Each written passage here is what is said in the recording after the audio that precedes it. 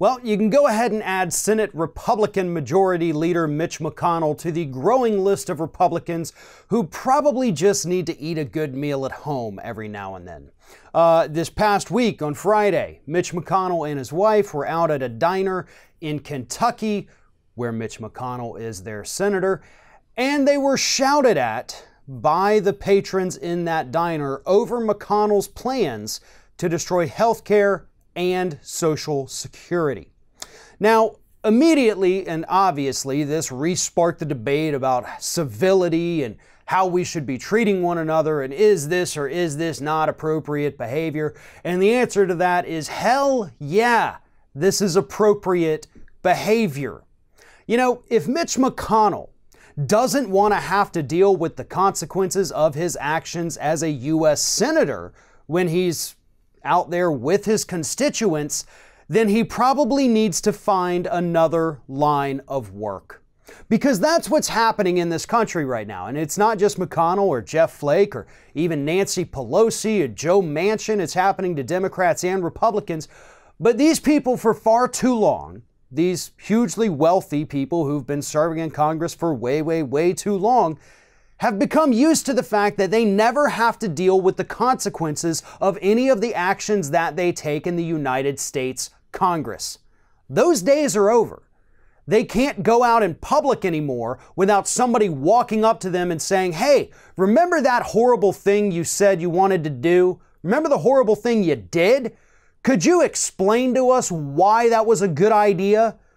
And they don't know what to do. They don't know how to react. They're terrified of their own constituents who are coming up to them wanting answers. I mean, that's what this is about. People want answers. You're trying to take away our Social Security. Could you tell us why? You want to destroy healthcare here in the United States. Do you mind giving us a little more information on that? You know, what's your motive behind this?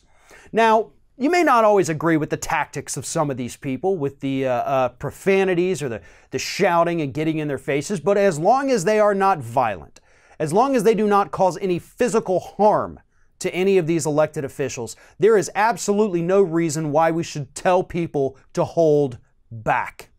It's hard to be civil to these elected officials, especially people like Mitch McConnell, when they are the ones doing all of the uncivil things in Congress, trying to make it more difficult for the least among us here in the United States, the struggling class, to survive. Is that civil? Is that something we should just sit back and accept and think that that's okay to do to these people? Or can we stand up, go up to these elected officials, Mitch McConnell's, whoever they may be, even the pundits like Tucker Carlson, who says he can't go out to eat anymore because people yell at him. Can we not ask these people why they're pushing these horrible policies? Can we not say, "Hey, I'm a voter in your district or in your state, and I've got a few questions for you. Because after all, you, as my representative, as my senator, you actually work for me."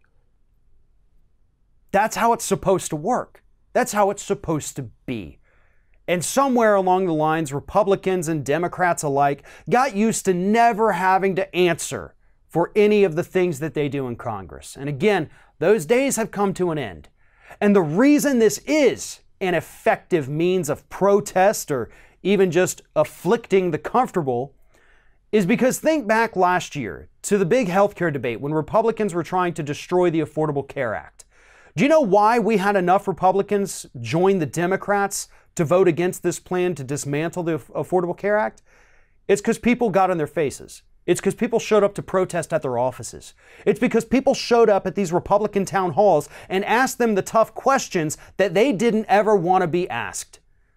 It didn't affect all of the Republicans, but it affected enough of them to save most of the Affordable Care Act. Had that not happened, we wouldn't have it today.